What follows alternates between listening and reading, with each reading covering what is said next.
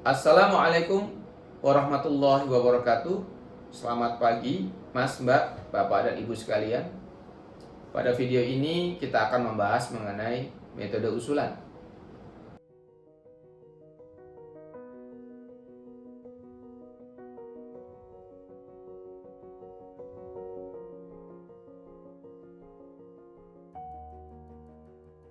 Pembahasan bagian ini akan dibagi menjadi dua bagian, yaitu pengembangan teori usulan dan implementasi metode usulan. Penelitian ini menggunakan metode pelacakan dengan nama Dynamic Swarm Particle atau DSP. Istilah particle berkaitan dengan kerangka kerja particle filter yang digunakan pada transition model.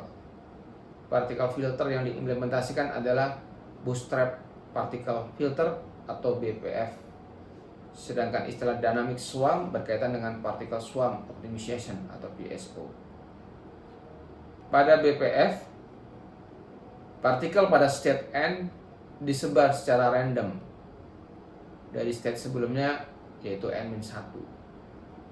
Metode usulan memodifikasi model transisi menggunakan sistem dynamic swarm particle seperti gambar berikut. PSO digunakan untuk mendeteksi distribusi ke global optimum dan untuk menuju konvergensi. Untuk membantu memperkirakan distribusi target, terutama pada phase motion object, informasi kecepatan perpindahan target sebelumnya ditambahkan untuk menggerakkan partikel ke arah distribusi yang diperkirakan mendekati target saat ini. Untuk mengimplementasikan metode usulan, pertama-tama dibuat flowchart berdasarkan teori usulan yang sebelumnya telah difahami seperti pada gambar.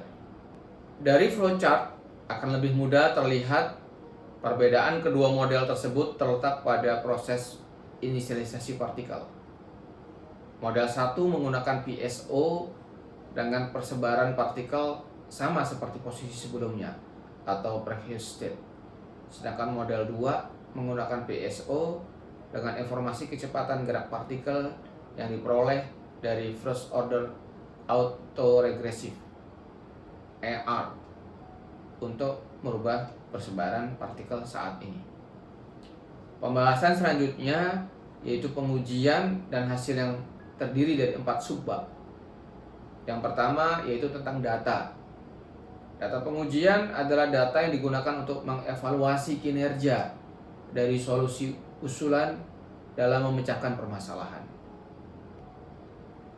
Pada penelitian ini, data asli adalah rekaman lalu lintas, sedangkan data sintesisnya adalah data hasil pengolahan dari data rekaman lalu lintas. Subbab selanjutnya yaitu mengenai perangkat yang digunakan. Eksperimen pada penelitian ini dijalankan pada personal komputer atau PC dengan CPU Intel i5 3.4 GHz dan RAM 4 GB. Spesifikasi lebih detail terkait PC yang dipakai adalah sebagai berikut. Kemudian, bahasan selanjutnya yaitu pelaksanaan. Skenario eksperimen yang dilakukan pada penelitian ini diilustrasikan pada gambar. Peneliti membuat dua model yang berbeda, yaitu DSP model 1 dan DSP model 2. Dari eksperimen pertama dibandingkan antara model 1 dan model 2 untuk menentukan model terbaik. Model terbaik akan disebut sebagai model usulan pada penelitian ini.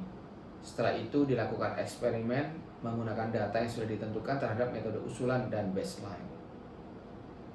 Dan subbab terakhir adalah evaluasi. Pada penelitian ini digunakan dua nilai tolak ukur sebagai evaluasi. Yang pertama yaitu precision. Pengukuran ini berfungsi untuk menghitung selisih antara titik pusat hasil pelacakan XT dengan pusat ground truth XGT.